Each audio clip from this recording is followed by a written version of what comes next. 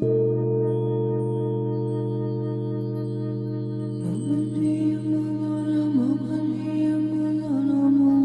I say the word scapegoat, many of you already know what I mean. For those of you that don't, a scapegoat is a person who is blamed for the wrongdoings, the mistakes, and faults, regardless of other people being either entirely at fault or also at fault, especially for reasons of expediency.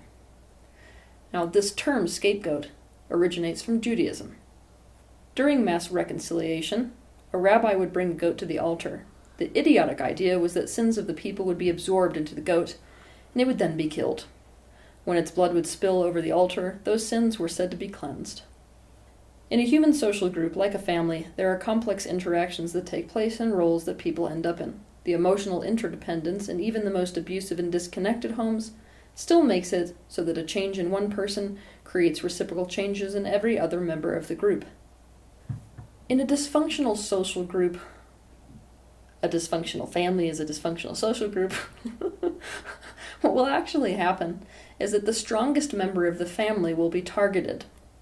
Now, what I mean by strongest is that any social group creates patterns of dysfunctionality, and the strongest member is the member that goes against these patterns of dysfunctionality. They're the one that doesn't feed into them, and therefore they're the ones that cause everyone else to be triggered about them. Now, this strongest member of the group being targeted will now become the group problem, or the family problem. All of the emotional and mental discomfort that is experienced by the group as a whole is deflected and projected onto this person, who is expected to bear it so that the other members of the group don't have to face that discomfort in themselves. The subconscious goal here is, in fact, catharsis. The scapegoat is the one that is selected to suffer so that the other members of the family don't have to.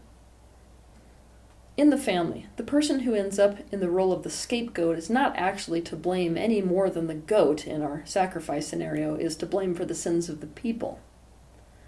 The thing is that their feelings, their thoughts, their needs, their desires, their perspectives actually causes the unresolved issues in the other family members to surface. At which point, instead of looking at these unresolved issues and actually resolving them, all of that distress becomes deflected onto this person, and that person is the reason for the family's problems and suffering. Here's an example. A mother doesn't actually want a child, but she has been led by society to believe that that's the only acceptable role for her to have. And in fact, that's the only way for her to guarantee that she's going to get love long term. So she has a child. Now this child is going to have its own needs, have its own desires, have its own thoughts. It's going to be its own unique being. But when it's born to a mother that doesn't really want a child, a mother that just wants validation, for example, this isn't going to go so well. When this mother has to run around and cater to this child's thoughts and needs and desires and accommodate the child in such an extreme way, it's going to bring up her unresolved issues around wanting to do what she wants to do in life, and the very real fact that society led her in the exact opposite direction of her genuine desires, in the direction of what society says she needs to be doing with her life. Now, instead of facing the fact that she never wanted to be a mother, instead of facing the fact that the real selfish truth is that she wants to do what she wants to do, and probably needs to let herself go ahead and face those types of things she actually wants to do and do them, she's going to make the child the issue. You're so selfish, she's going to say when the child asks for something. She's going to be constantly exasperated, tell the story that her life ended when her daughters began. She has made the problem the child and projected her own sins, so to speak, onto the child in order to avoid the discomfort of accepting that she does not want a child and she is selfish and that she wants to do what she wants to do, not dedicate her life to another person's care. It is at this point that the child has become a scapegoat. Of course, it's difficult for a scapegoat in any social group to really genuinely understand they're not to blame and not at fault. Why? Because it doesn't make sense that if they're not at fault, why the hell they're being treated this way? What the scapegoat does with this extreme confusion that they're trapped in their whole life of trying to figure out just what it is that they did that was so bad to deserve this treatment, is that they will go on a lifelong mission to try to figure out what's bad about themselves and fix it, and yet nothing they ever do will ever turn up anything that they're actually able to fix so as to get the love they need from the people around them. Why? Because resolving things was never the intention of the family or social group in the first place. In other words, it was never a motive of anyone in the group for that person to not be the problem. It served them for that person to be the problem. As long as that person was the problem, they could avoid looking at themselves, and that is the biggest gaslight of all. Basically, everyone's like, we really do want you to fix the fact that you're such a problem for us, but that's a gaslight, because they don't. What they want is to make someone the problem so that they can avoid facing themselves. The scapegoat can spend a lifetime paying for sins they never committed. Now, because we live in a universe based on the law of mirroring, what some people call the law of attraction, there's this crappy little thing that happens. Now, I understand, universally speaking, this is a brilliant design. There's some debate about that in consciousness itself. However, for the sake of relating to you, I'm going to say it's a crappy little pattern. Why? Because when you have been scapegoated, and this is the basis of your life, you will go on to be scapegoated again and again and again and again until you resolve the very things that are keeping you stuck in the pattern. And this is something that I want to help you, if you have experienced scapegoating, with today. Because actually the scapegoat has patterns within themselves that are acting like superglue, fusing them to this behavior of being scapegoated. First, I'm going to list the top 4 things that act like a superglue attaching a scapegoat to the pattern of being scapegoated. 1. Accepting this role was literally the only way to stay safe in the social group, and so this is now your pattern of fitting in and staying safe socially. 2. Accepting responsibility made you not like the people who hurt you. 3. You love people who take responsibility. You find them safe, and so you do not want to entertain the idea of letting any of that responsibility go. Plus, you're only in control if you take 100% of it. 4. No one else in the social group was taking any responsibility, and so you were forced to be the one to do it for all of them. This is now a habit. Let's address the first item of superglue, shall we? You have a very clear option when a social group turns you into a scapegoat. That is, you either instantaneously conform, or you suffer the wrath of being excluded, of being made to be the problem, and being treated and seen as the problem, by the way, comes with a great many consequences socially. Now here's the thing. There are a great many situations where a person, especially a child, can't actually conform. And even when you can conform, people aren't really idiots. They understand that genuine conformity is not actually love. They understand that if they conform, they have to get rid of themselves to do it. And so the consequence, as opposed to abandonment, for people who actually are able to conform in a social group like this, is the loss of self. Basically, in a social group, you're not safe at all, because you have to exchange one form of safety for another form of safety, and you have to exchange one form of unsafety for another form of unsafety. Either you're looking at losing yourself or being an outcast. The role of the scapegoat and the role of the golden child in a family group are both not safe. They're just opposite forms of unsafety. And so if you are in either role, you carry seeds of fear of the opposite, as well as the pain of what you chose. But in any case, accepting the role of the scapegoat within the social group, in fact, made it so that you did not end up completely and entirely alone. Now, I need you to understand that we are a completely relationally dependent species. If you put a baby out on a sidewalk with no one to tend it, it is dead. This means that we prioritize closeness with a social group over absolutely everything, and aloneness is annihilation to the human species. So the way it works is this. When a social group starts to scapegoat you and you can't conform or don't conform in some way, then what happens is a very specific pattern. You have to first buy into the fact that you're the family problem, and you have to adopt this as your way of seeing yourself. When you do this, you are no longer resisting the way that this group sees you. You're no longer resisting the way they want to use you within the group. Therefore, they're going to stop resisting you in that way, to a degree. In this atmosphere of non-resistance to the horrible identity that's being projected onto you and to all the things you're being blamed for, actually allows the people in their social group to switch up their game now and to avoid their unresolved issues even further.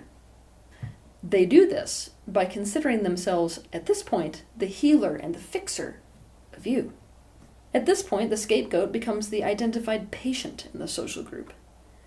They use the idea of themselves as a good person for focusing on and helping and fixing you to further avoid their own pain. The thing is, they're creating the very pain in you that they say is your personality defect and flipping it so as to heal it.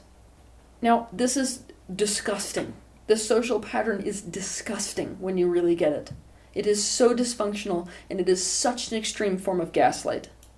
The reason that I say it's a gaslight is this, and by the way, those of you who don't know what a gaslight is, it's basically to convince you that what you see you don't see, what you hear you don't hear, what you perceive is not reality, is to mess with someone's sense of reality. Now, I may do an entire episode on gaslighting because it's so misunderstood. However, for the sake of this episode, it's so intensely gaslighting because of this. Imagine that I walked up to you with a lead pipe, and I knocked your feet out from under you. Now you're rolling around on the ground and you're in pain.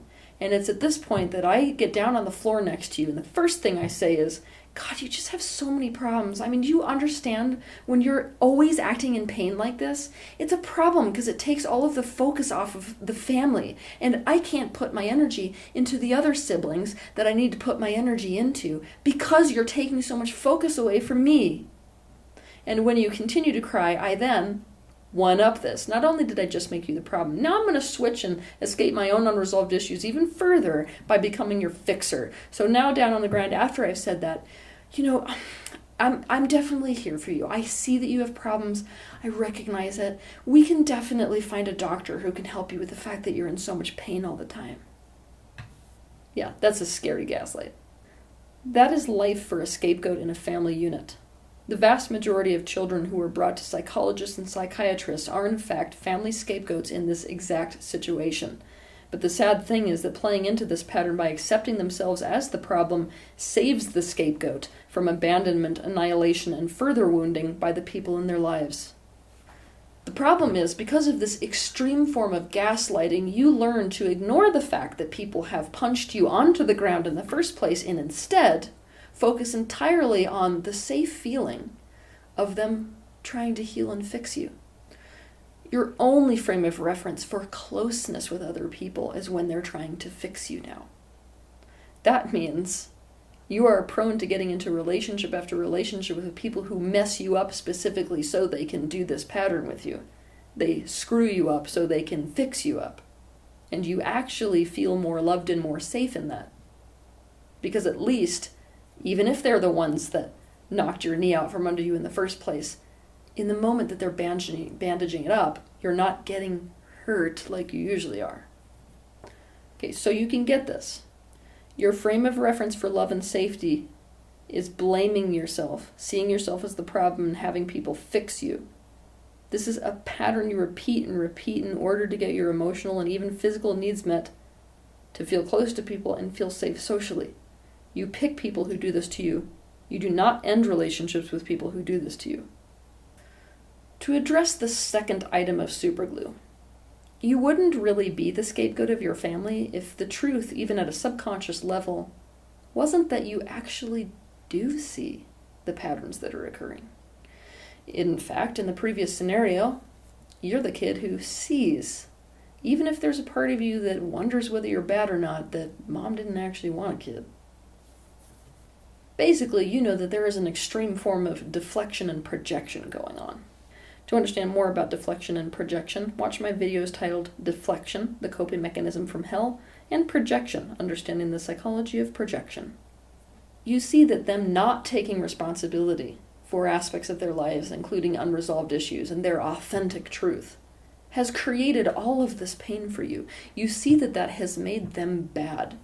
And as a result of your whole pattern, where you have spent your whole life desperately trying to figure out how to be good because you've been put in this category of bad and wrong to such an extreme degree, this obsession you have with being good and being right makes it so that you naturally swing the pendulum away from where they stand.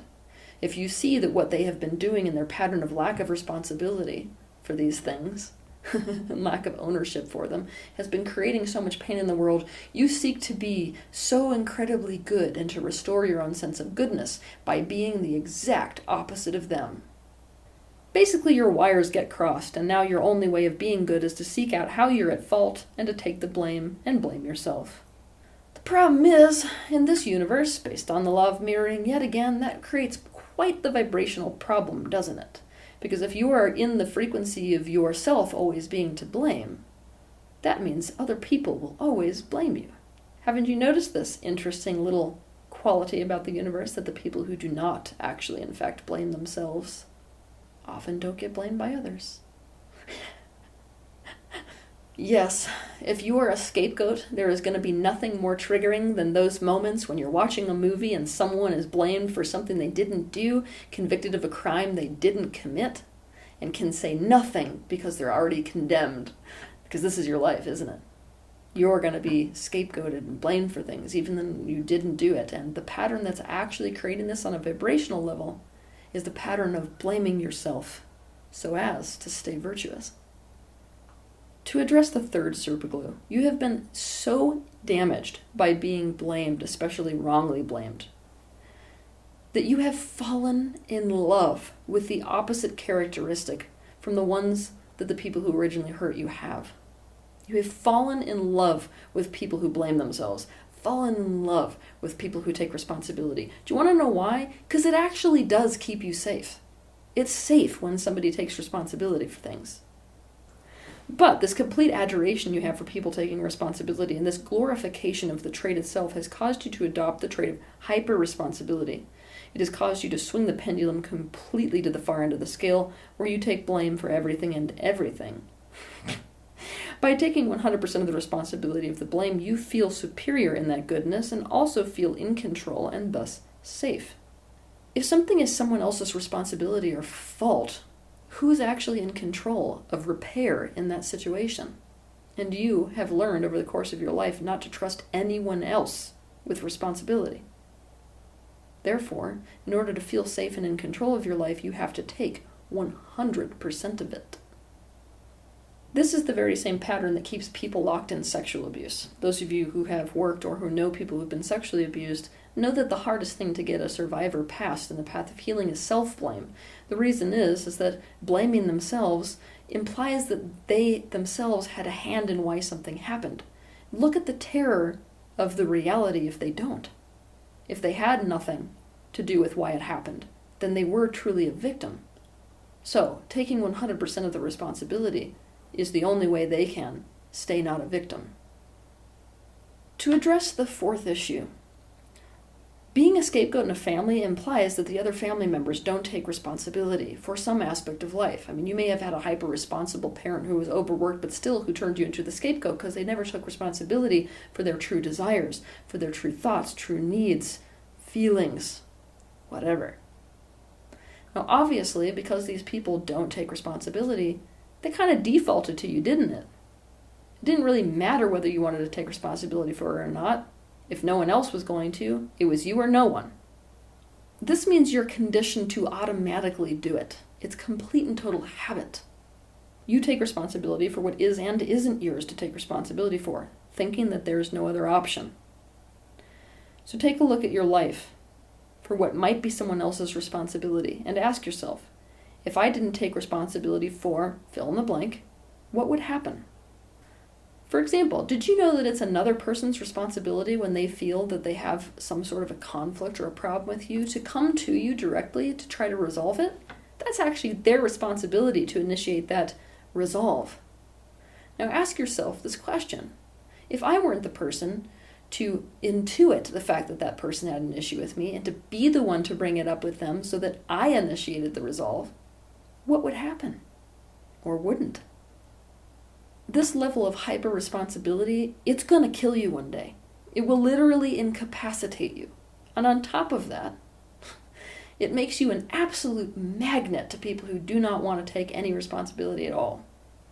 I find it helpful, in alignment with my teachings on love, to consider that all beings in existence, all people, are part of myself, and ask myself the question: if this person were me, a part of me, would I want a part of me to be doing X, Y, Z? Would I want them to be escaping from their own unresolved issues instead of facing them? Would I want them to not be taking responsibility? If the answer is yes, by all means go ahead and continue. But if the answer is no, then you can consider yourself an enabler of dysfunction, and therefore not loving to them at all, by continuing this pattern. What does all this boil down to? You need to look at what is and isn't yours in any situation. What is keeping you from doing this is that anytime you look at how something isn't your fault, you feel like you're headed straight towards becoming like those people you hate because they hurt you so badly. You think you're the good guy for taking all the blame. You can only be good for taking responsibility for what's yours, otherwise you've turned into an enabler. You enable people to be like those people who hurt you. You enable their dysfunction as well as pattern of deflecting and projecting, and allow them to avoid the unresolved issues and pain, which means they will continue to hurt themselves and hurt other people. You've got to see that those consequences that in the beginning of your life you were so incredibly afraid of, things like abandonment, things like annihilation even, they're so much better than a lifetime spent with other people smearing you with their own poisoned blood. It's so much better than a life of the consequences that you're going to constantly get by being seen as the bad guy and the wrong one. You've got to see now at this point in your life that the consequences that you were so incredibly afraid of, things like abandonment, things like annihilation, are in fact so much better than the consequences you're going to face of being constantly seen and treated as if you're bad and wrong. There are a lot of consequences, torturous consequences, for being in that role in a social group. What this means is it isn't safe. It also isn't love. When someone's focusing at you constantly in terms of you being the bad one and the wrong one, and then turning themselves into the fixer of you, you have thought that has been love. That is not love in any way, shape, or form. That is a person feeding off of you for the sake of their own self-concept. It is consumption. It's a form of parasitism in order to avoid their own pain. This means, as a scapegoat, the hardest thing you will ever accept, and the one you need to, is that they don't love you. They don't. They do not take you as part of themselves at all. Those are words that they are saying. In a universe based on law of mirroring, if you blame yourself, you will be blamed. It's very important to get yourself out of this pattern of constantly blaming yourself so you're not a match to that, because, yet again, extreme consequences can happen as a result of being blamed, especially being blamed for things you didn't do. You are blaming yourself to maintain a sense of goodness, so you're nothing like those people who hurt you. But you don't need to worry about becoming like those people. You are more than willing to see what you did wrong and to see that things are negative about you. You've been practicing this bravery all your life. What you do need to do is to swing the pendulum back towards what's healthy. It is inauthentic and not in reality to adhere to one extreme like that. The way to swing the pendulum back towards healthy is to own up to your own authentic truth, own it up to reality, and be responsible for that. People who scapegoat others are by definition not being authentic. They are not being authentic about their own personal desires, their own personal needs, their own personal feelings, their own personal thoughts, their own perspective. In that lack of authenticity, they're not able to actually do anything to resolve it, are they? Therefore, they have to deflect and project. That means own your truth to not be like them. Don't blame yourself to not be like them. The time has come to discern what is yours and what is someone else's.